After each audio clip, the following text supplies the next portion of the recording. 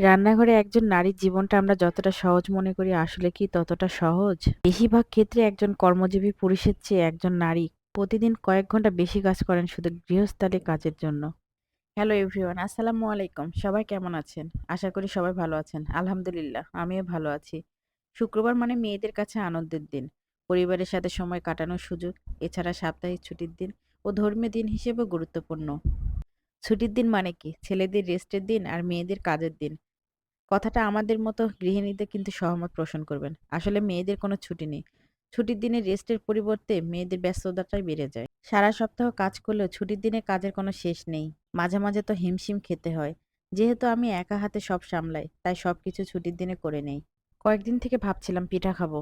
তাই সকালের নাস্তা পিঠাটা বানাচ্ছিলাম। এই পিঠা আমার গ্যাসের চুলায় কোনোদিন বানানো হয়নি। এই প্রথম বানালাম। প্রথম হিসেবে কিন্তু অনেক ভালোভাবেই উঠছিল। সকালের নাস্তাটা সেরে যেহেতু বাজার করা লাগবে এইজন্য বাজারের জন্য রেডি হয়ে গেলাম। ছোট বাচ্চাদের নিয়ে আসলে বাজার করাটা অনেকটা প্যারা। ওর বাবা মেয়েকে নিয়ে থাকে আর আমি ছেলেকে নিয়ে বাজারটা সেরে ফেলি। ওদেরকে যে কারো কাছে রেখে যাব সেই বুদ্ধি নেই। ওরা কারো কাছে থাকতে পারে না। আসলে ওদের কি বলবো? আমি ওদের ছেড়ে থাকতে পারি না। চোখের সামনে থাকলে যেরকম দুষ্টুমি করে মনে হয় যে একটু চোখের আড়াল হলে ভালো লাগতো।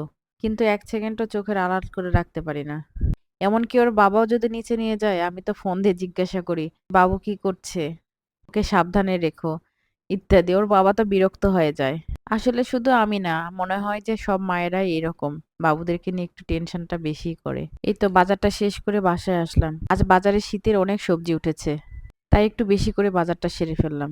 আর ফুলকপি তো আমার খুব পছন্দ। এত পছন্দ কি বলবো, কোনো কিছু রান্না করলে আমি ফুলকপিটা দিয়ে দিই। ওর বাবা তো মাঝে মধ্যে বিরক্ত হয়ে যায়। সবজির পাশাপাশি আমি সারা মাসের অন্যান্য বাজারগুলো সেরে ফেলছি। আসলে সবজিটা তো সাপ্তাহিক বাজার করলে হয়, কিন্তু ওগুলো এক মাসে কিনলেই হয়ে যায়। আর তার সাথে নিয়েছিলাম গরুর মাংস, কলিজা আর চিংড়ি। এসব গোছাতে গোছাতে রান্নাটা অনেকটা দেরি হয়ে গেছে। এই জন্য মনে করলাম আজকে একটু রান্না মাখিয়ে তুলে দিই। আমি এভাবে মাখিয়ে তরকারিটা রান্না করি। এরকম করে রান্না করলেও ভালো লাগে। মাখিয়ে উঠে দেওয়ার পর পরে দেখছি আমি পেঁয়াজটা দিতে ভুলে গেছি। এরপর পেঁয়াজটা ভেজে পরে মাংসটা কষায় নিছিলাম। আর প্রতিদিনের মতো আছেই এক বালতি কাপড়। কাপড়গুলো রোদে দিব। বিয়ের আগে আমার আম্মাকে বলতাম, প্রত্যেকদিন তোমার এত কাপড় ধোয়া লাগে? আর এখন যখন আমি ধুই তখন সেই কথাটা মনে পড়ে খুব। মেয়েদের কাজের আসলেই কোনো শেষ নেই। শুধু মাংস তো আর একটা তরকারি দিয়ে হয় না, এই জন্য মনে করলাম একটু সবজি রান্না করব। তাই সবজিটা কেটে নিচ্ছিলাম। মাংসটা অনেকটা কষা হয়ে গেছে। ওর বাবা একটু ঝোল বেশি পছন্দ করে, তাই বেশি ঝোল রেখে নামাবো। আর ছোট মাছ দিয়ে যেহেতু সবজিটা রান্না করব এই জন্য মেখে সবজিটা তুলে দিব। বাজার সব তো আর একসঙ্গে খেতে পারবো না, এই জন্য মনে করলাম কিছু ফ্রিজে রেখে দেই। আমার ভিডিও কেমন লাগছে অবশ্যই জানাবেন। আর বেশি বেশি শেয়ার করবেন।